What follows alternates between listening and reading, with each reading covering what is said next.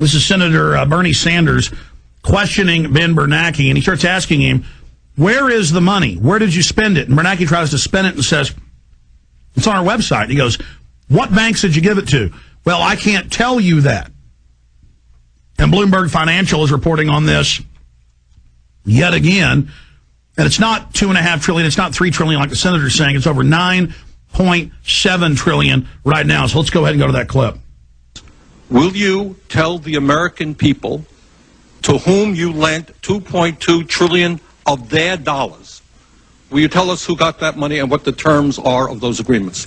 We explain each of our programs. In terms of the terms, we explain the terms exactly. We explain what the collateral requirements are. We explain what to whom did you explain that? It's on our website. Yeah, okay. So all that information is available in our commercial paper program. And who got the money? Hundreds and hundreds of banks. Any bank or that has access to the U.S. Federal Reserve's discount. You tell us who they are.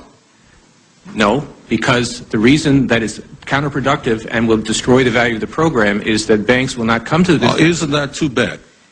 Sorry? In other words, isn't that too bad? They took the money, but they don't want to be public about the fact that they received it. We heard a whole lot about AIG. They're on the front pages. These are very now, I got banks and I have businesses in the state of Vermont who are in a lot of trouble. Not banks. Our banks, by the way, are doing pretty well.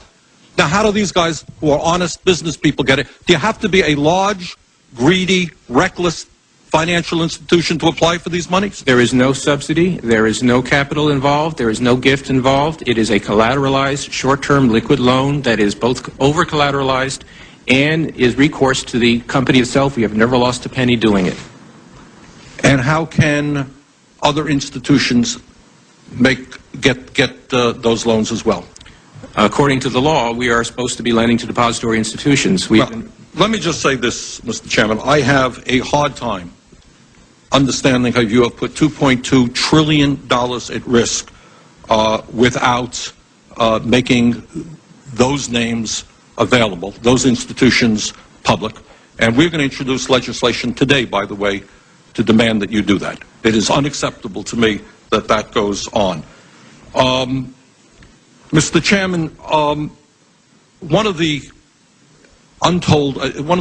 issues that bothers me very much is that for many, many years, some of us were concerned about deregulation. Some of us were very concerned about where the economy was going. We didn't hear much coming from the Bush administration, who told us over and over again that the fundamentals of the economy were sound. We didn't hear much from the Fed.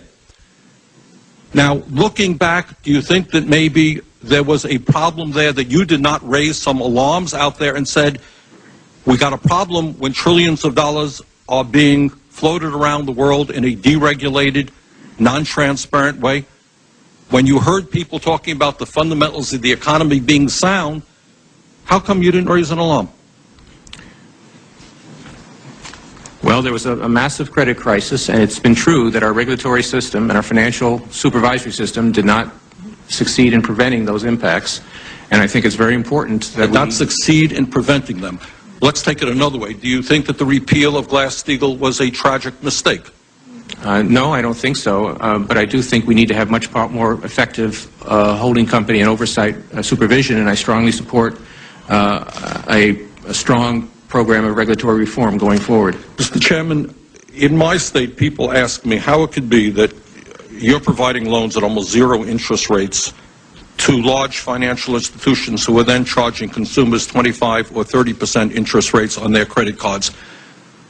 Do you think that that's acceptable, or do you think that those institutions that are receiving help from the Fed should substantially cut those interest rates? Well, with respect to credit cards, we've been working actively in that area in a couple of dimensions. One is that credit card credit availability will be enhanced by our TALF program, which I've just announced. But you're not answering my question. Should a financial institution that is being bailed out by taxpayers charge those taxpayers 25 or 30% interest rates when they're receiving? Well, you need to address that to the Treasury, because it's the TARP that's providing help to failing or damaged firms. The Federal Reserve lends to healthy firms on a collateralized basis. Last question. Many, again, of my constituents, and I think people all over this country, are wondering why the CEOs of these large financial institutions, who have been extremely greedy, reckless, and maybe have engaged in illegal behavior, have not been fired, so that we can work with people who want to really reform the system. Should the CEOs of the financial institutions that have led us into this deep, deep recession be fired? Well, pay and job tenure should depend on performance, and those which have performed poorly should lose their jobs. Are any of them who have been... Many have lost their jobs. Most of them, of the major guys, are still holding their positions. Senator Alex. Absolutely amazing. Let's just go through that 5-minute clip and the lies that were there. Number one, the good news, before I get to the lies, though. This guy has an aura of invincibility, this aura of being God. You watch the body language and the verbal language when somebody like a president or a prime minister goes to speak before Congress. They shake their hand, act friendly, kiss their butt a little bit. When a private Federal Reserve chairman shows up, before they would quiver, they would shake, they would grovel. Reporters do that because they know this is really who owns and runs the country, these private banks that run these scams and masquerade as federal.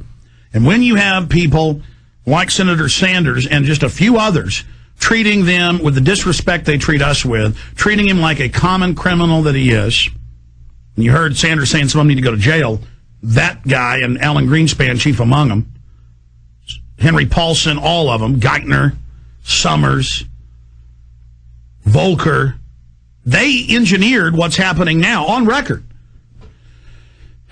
And so Ron Paul and others need to start getting aggressive, not even disrespectful, but they need to be disrespectful. We need to pull them down off their pedestals. We need to show people the common crooks they are. That's how this is going to happen, as people identify who the enemy is. Just identify the enemy. You do that, everything's going to hell in a handbasket. People are going to bring them to justice. You've just got to identify the criminals and the source of the infection. This is the cancer. Bernanke and the rest of them, they're the New World Order. They're the ones using all of this to get new regulations against their competitors while they've fallen under the regulations. That's their new regulations they're talking about. It's a global government over where your money goes, or some middle-class person trying to leave the country. See, they take the crises they create and always get more power. This global new bank that's going to run the world. Let's go through his lies. First off, we got to stand up to them and identify them as the scumbag crooks they are. That guy should be arrested immediately, not up there. But he didn't like it. He's not used to that. He's going to get more and more used to that, punks. We are identifying you for the den of vipers you are. There's no future if we don't. You heard him say, keep the Glass-Steagall Act. Keep the repeal of it that allowed all of these derivatives to happen. They're not changing any of it. The CEOs, the CEO caps, all the major banks are exempt from that. Another hoax. He lies and says that's all up on our website. And the Senator Sanders says, no, it's not. Who'd you give the money to? It just says on the website, we won't tell you. He goes, who'd you give it to? Oh, it's all on our website. No, it's not. And then he has to admit, okay, it's not there. A criminal liar counting on you being stupid. You have been not stupid, but diverted by football and acting cool and all this other crap, folks. If you don't worry about the banks, as the founding fathers and history shows, you get enslaved real fast. Okay, because with the stroke of a pen, they'll create enough money to buy the world back with, as Thomas Jefferson said. And as the head of the Bank of England in the 20s said. Then the biggest lie. He says there's no cost in these trillions of dollars we've given to private banks. Really, your taxes are going up. All these new regulations, we're going to pay carbon taxes to pay for all this.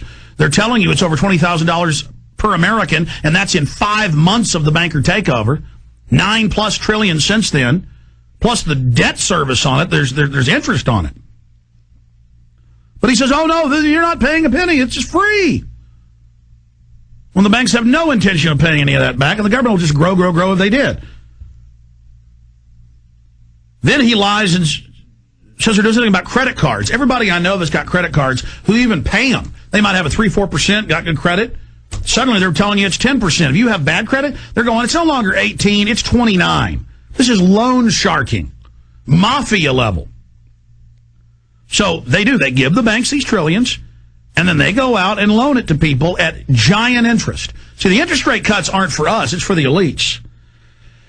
And then he talks about how they're getting tough on CEOs. These guys, a few of them have retired, in one case with billion-dollar golden parachutes. Others, their deputies just roll into the place behind them. They're still on the board, so they're raping everybody financially there. And this is the culprit, Ben Bernanke. But that's how he needs to be talked to. When he starts lying, Sanders cut him off and said, hey, that's not what's going on. And Bernanke had to back off and basically admit he was a liar there because he was faced with someone that wasn't completely ignorant. I bet Sanders doesn't know about the Dallas Cowboys, but Senator Sanders knows how the banks work. I bet Senator Sanders doesn't know the coolest new T-shirt to wear, but he knows about the banks. And successful people know how the world works. Even if you don't care about your fellow man, you better care how stuff works. You better want to know how things operate, ladies and gentlemen. Sanders. Dude, no, come on, not right now. No, Senator. This is Alex. Why'd you say white people didn't know what it was like before? When you're white, you don't know what it's like to be living in a ghetto. You don't know what it's like to be poor. No, Senator. No, Senator. No, Senator.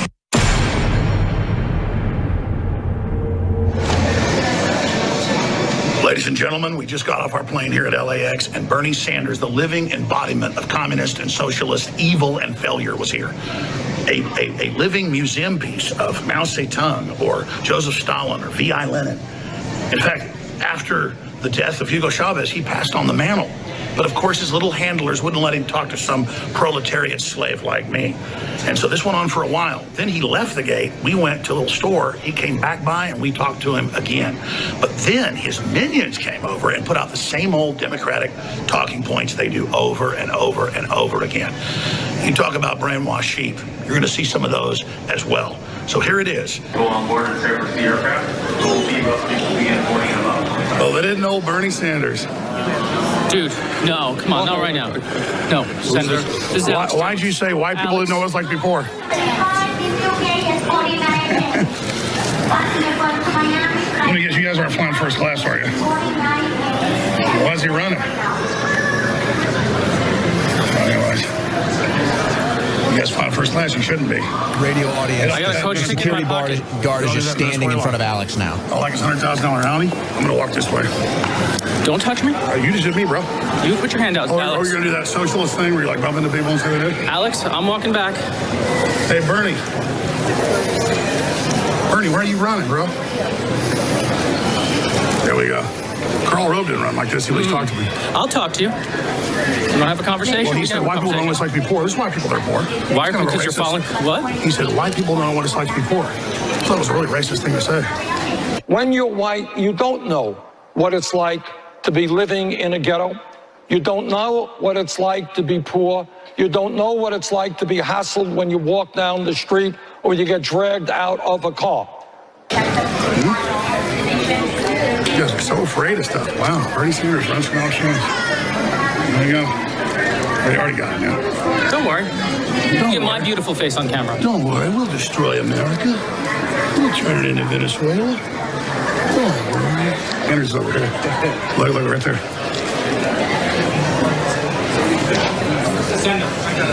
Bernie, why'd you say white people don't know what's like Don't before? touch me. Why Alex, are you don't so touch me. racist? Ooh. Don't touch me, Alex. You guys have fun. Gotta be around the general public, huh? It's kind of a bad thing.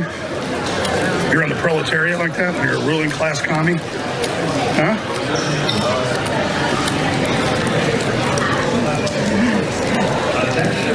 You guys have fun. You're having fun. We're all having fun, aren't we? We're gonna win, don't worry. America's coming back. A real liberal ideologue would actually talk to Alex. That shows you how fake Sanders is. Have a good one. The truth is, the left is the most vicious, evil ideology the planet's ever seen. It's a historical fact. But they always lecture us how we're violent, we're bad. They're the ones that want to abort all the babies. They're the ones that wanted to block Trump being able to have all the experimental cures and treatments given to people that were terminal. They're the people that love the culture of death, just like Bernie supported Black Lives Matter. Just like he wouldn't decry the cop killers when they killed cops.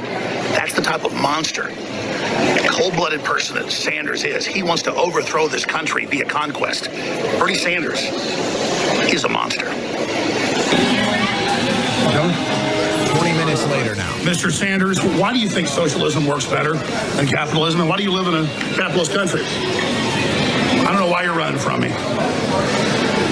Where are you flying today? You gonna apologize to the Sandy Hook families, Alex? Well, that's the media misrepresents that. That's that. You apologize for all the wars you guys launched, Democrats?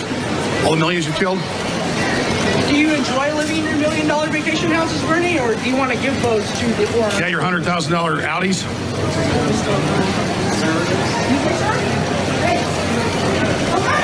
Anyways, you guys have fun. We love reporting on all that money. You guys run your little PR stuff. It's not going to work. Have fun, you know. Good luck when Google gets broken up. Apologize to the Sandy Hook families, Alex. You guys need to. Right? You made those places victim disarmament zones and advertised them. What do you think about the fact that 98% of mass shootings occur in gun-free zones? Bernie, do you want to get rid of those? For the radio audience, now you have Bernie Sanders minions I know, it's okay. pretending to be his security now. This is insane. I'm mad you're a Sandy Hook denier. That's all. You guys are religion. You think that's like some big... Who's my guy? What guy am I? I mean, you like Hillary. What guy am I? No, you like Hillary. Did I bring up Hillary? No, I mean, don't worry. That's what I'm saying. You deny Sandy Hook, and you're giving him a hard time. Hillary... Okay, can we just pause it real quick? I just have to explain something to the radio audience here.